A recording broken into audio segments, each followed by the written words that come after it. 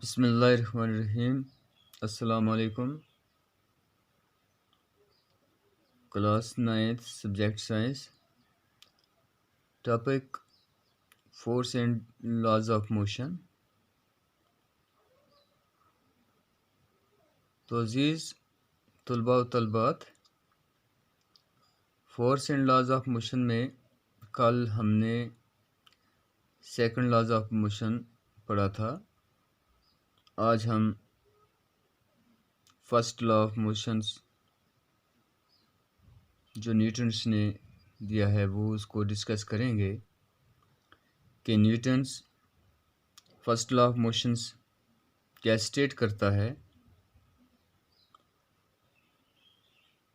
Newton's first law of motion, this law states that in this universe all bodies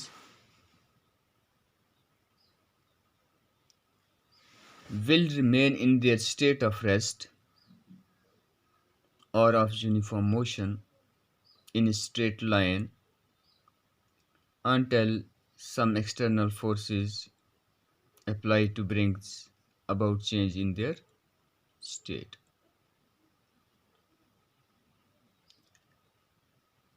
First law of motion is also known as inertia. जैसा हमने inertia में पढ़ा, same case Newton first law of motions में है। यानी ये state करता है कि इस कायनात में जितनी भी बॉडीज हैं will remains in their state of rest और ऑफ यूनिफॉर्म मोशन। जो रेस्ट में हैं वो रेस्ट में रहेंगी हैं और जो मोशन में हैं वो मोशन ही में रहेंगी। लेकिन कब तक? अनटिल कोई भी एक्सटर्नल फोर्स, जब तक कोई भी एक्सटर्नल फोर्स अप्लाई ना हो।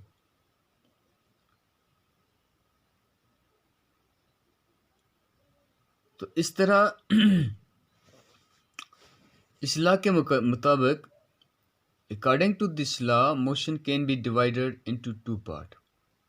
अब मोशन को हम दो पार्ट में डिवाइड करते हैं। First part says that a body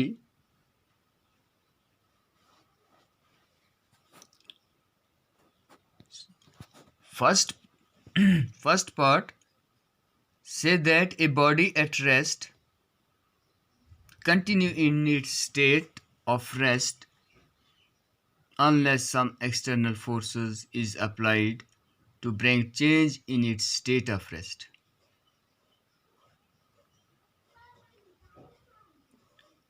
We find a book lying on the table, keep lying in the same state unless someone apply force on it to pick it up. यानी इस law के मुताबिक, इस कानून के मुताबिक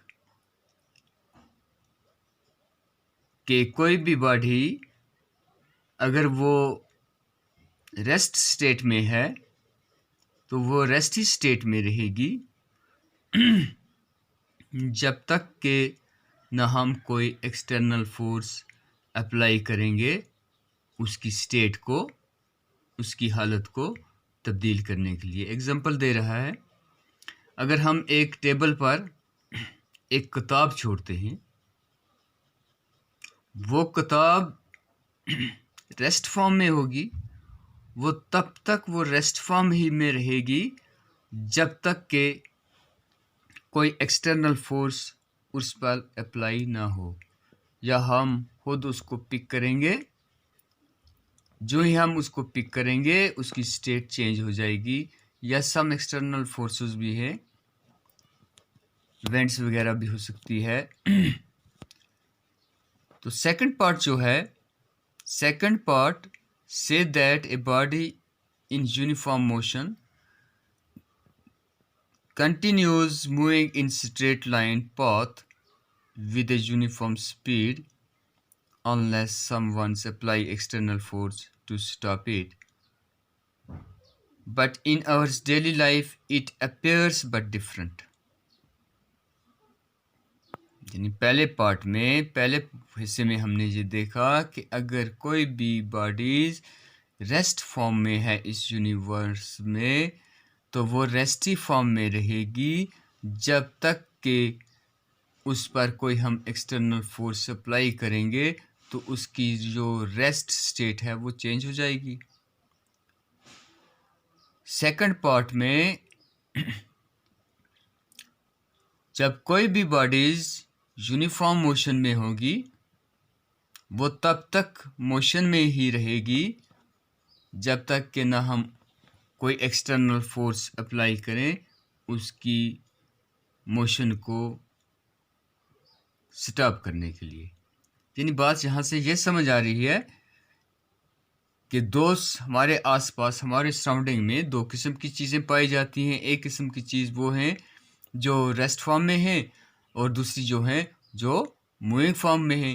तो rest form में जो चीज़ें हैं अगर हम फोर्स अप्लाई करेंगे तो उनमें क्या जाएगी, वो मोशन फॉर्म में आएंगे। अगर मोशन फॉर्म में जो चीज़ें हैं इनमें स्ट्रेट लाइन, तो तब तक वो मोशन में रहती हैं जब तक कि हम कोई एक्सटर्नल फोर्स अप्लाई करते हैं और इनकी मोशन को स्टॉप कर देते हैं। तो यह लॉ यही कहता है, यानी न्यूटन फर्स्ट लॉ क्या स्टेट करता है, in this universe all bodies will remains in their state of rest or of uniform motion in a straight line unless some external force is applied to bring about change in their state. According to this law, motion can be divided into two parts. First part say that a body at rest continues in its state of rest unless some external force is applied to bring change in its state of rest. We find a book lying on the table, keep lying in the same state unless someone applies force on it to pick it up. Second state जो है, second form जो है, second part says that a body in uniform motions continues moving in straight line. In straight line याद रखना है, straight line mean सीधी lines में, straight lines path with a uniform speed unless someone applies external force to stop it. But in our daily life it appears but different. लेकिन हमारी daily life में ये सब appear हो रहा है लेकिन मुख्तलिफ तरीक़ों से हो रहा है। As for example when we stop pedalling a bicycle, जिन एग्जाम्पल है किसकी, एक बाईसाइकिल की है कि जब हम एक बाईसाइकिल को पैडलिंग करते हैं तो बाईसाइकिल क्या हो जाती है, यानी as for example when we stop pedalling a bicycle the moving bicycle stops, कि जब हम एक मूविंग बाईसाइकिल को पैडलिंग करना बंद करते हैं तो वो बाईसाइकिल जो है वो स्टॉप हो जाती है। अब व्हाट इट मीन्स, इसका मतलब ये है कि अब हमने इस मूविंग बाईसाइकिल्स को क्या अप्लाई किया, यानी हमने पैडलिंग को बंद किया। अब पैडलिंग जो है, यानी पैडलिंग्स वो रोटेट करते हैं किसको, वो रोटेट, पैडलिंग की वजह से चेन रोटेट होता है, जिस वक्त वो रोटेशन में आता है वो व्हील्स को रोटेट करता है तो बाईसाइकिल्स मूव करती है। तो आफ्टर स्टडीइंग माइन्यूटली, जिस वक्त हम माइन्यूटली यहाँ इसको स्टडी करेंगे, it is found that between the tyres of bicycle and ground, यानी बाईसाइकिल के टायर और जो ग्राउंड है, these act a force of fraction, यानी यहाँ एक फोर्स पैदा हो रही है, कहाँ, किसके दरमियान, ग्राउंड और टायर्स के दरमियान, which is an external force, जो एक्सटर्नल फोर्स है, विच अपोज द मोशन, जो मोशन के अपोज है, मोशन के मुखालिफ है, जो इस साइकिल का मोशन को स्टॉप करती है। The resistance of air also oppose the motions of bicycle, be remember, अब ये जो रेजिस्टेंस है किसकी, एयर की, यह भी बाईसाइकिल के मोशन के अपोज है।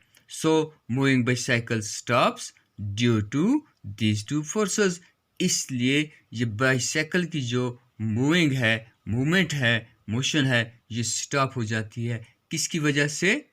इन दो फोर्सेस की वजह से। कौन सी दो फोर्सेस एक्ट होगी? एक फ्रिक्शन फोर्स जो टायर्स और ग्राउंड के दरमियान है, और दूसरी है रेजिस्टेंस ऑफ एयर। यानी किसकी रेजिस्टेंस पैदा हो रही है? यानी हवा जो है ये भी एक फोर्स है जो इसकी स्पीड को कम करने में अपना हिस्सा अदा करती है। तो डियर स्टूडेंट्स, ये भी बहुत इंपॉर्टेंट क्वेश्चन है। यानी हमारे पास क्वेश्चन आ सकता है, state and explain Newton's first law of motion. तो आज हमारे न्यूटन्स के 3 लॉ कंप्लीट हो रहे हैं। इससे पहले हमने सेकंड लॉज भी पढ़ा, थर्ड लॉज भी पढ़ा। तो आज हमारे पास फर्स्ट लॉज ऑफ मोशन था। तो उम्मीद करता हूँ कि आपको ये समझ आया होगा। तो इंशाल्लाह आप खुद भी कोशिश करेंगे। किसी जगह पर अगर कोई डिफ़िकल्टी हुई तो प्लीज़ कांटेक्ट मी। बाकी वस्सलाम।